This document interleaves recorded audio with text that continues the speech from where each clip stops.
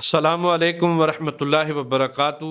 میرا نام محمد حسن آوان ہے۔ آج سے انشاءاللہ العزیز میں این ایف اسٹوڈیو کے پلیٹ فارم سے آپ سے مخاطب ہوا کروں گا۔ بسم اللہ الرحمن الرحیم۔ ابن صبور رحمۃ اللہ علیہ فرماتے ہیں کہ حضور علیہ الصلاۃ والسلام کے اعزازات اور خصائص میں سے یہ بات ہے کہ اللہ سبحانہ و تعالیٰ نے آپ کے ایک ایک عضو کی صفت کو قرآن پاک کے اندر بیان فرمایا ہے۔ اللہ رب العزت نے روئے تاباں کے بارے میں فرمایا، قد نرا تقلب وجہک فی السماء، ہم بات دیکھ رہے ہیں بار بار آپ کا آسمان کی طرف منہ کرنا۔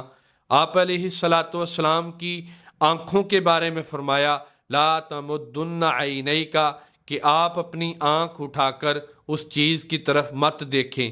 آپ علیہ الصلاۃ والسلام کی زبان کے بارے میں فرمایا، فَإِنَّمَا يَسَّرْنَاهُ بِلِسَانِكَ، کہ قرآن پاک کو ہم نے آپ کی زبان پر آسان فرما دیا۔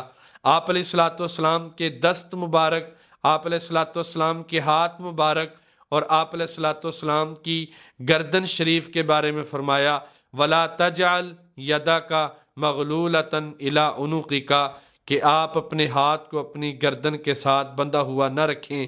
آپ علیہ الصلاۃ والسلام کے سینہ مبارک اور آپ علیہ الصلاۃ والسلام کی کمر مبارک کے بارے میں فرمایا، الم نشرح لک صدرک، کہ اے پیارے حبیب کیا ہم نے آپ کے سینے کو آپ کے لیے کھول نہیں دیا، ووضعنا عنک وزرک، ہم نے آپ سے وہ بوجھ اتار دیا، الذی انقض ظہرک، جس نے آپ کی کمر کو توڑ رکھا تھا۔ آپ علیہ الصلاۃ والسلام کے قلب مبارک، دل مبارک کے بارے میں فرمایا، نزلہ علی قلبک، کہ قرآن پاک کو ہم نے آپ کے دل مبارک پر نازل کیا ہے۔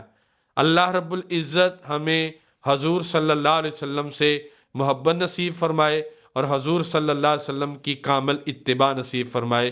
وآخر دعوانا ان الحمد للہ رب العالمین۔